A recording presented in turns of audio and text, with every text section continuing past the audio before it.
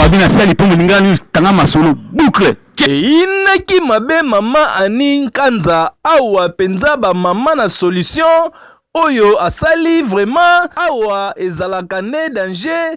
Mama Annie Nkanza ayebi formation malamu ya kosala bakisi oyo ya kosokola ndaku. Vraiment soki osokoli yango ndaku solo wana eketika te, solo wana esalaka une semaine po esila ndaku ekomi chunga na chunga. Tala bino baye oyo bozana ba hôpital, oyo bozana ba magasin, oyo bozana ba église, malasi ya kosokola ndaku yango yo epai ya ye moko Mama Annie Nkanza oza mobimba na idéologie.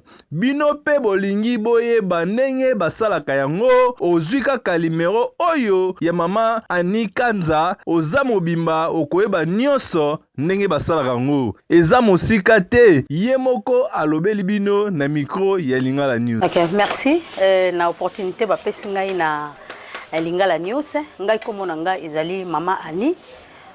Tosalaka ba kisi ya ndako na ndenge kaka ya autonomisation de la femme.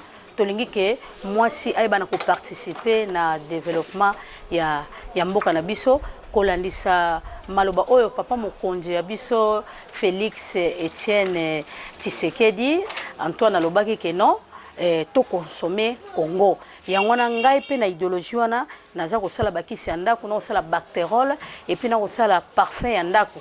Bactérol na biso soko tioko ko tiango na kati ya ndako, ko tiango pe na toilette. En tout cas eza pe na solo kitoko et komona ke tout est moi vraiment toilette kozala malamu. Ba parfum na biso tozo sala ya nkomona ngo ezali ngolo na kikongo kwa ya makasi.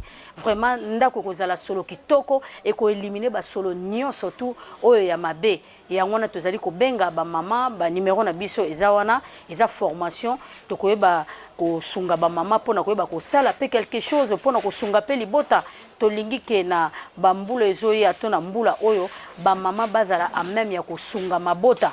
Ba mama pe ba na ko apporter pierre na bango pona ko tonga mboka na biso.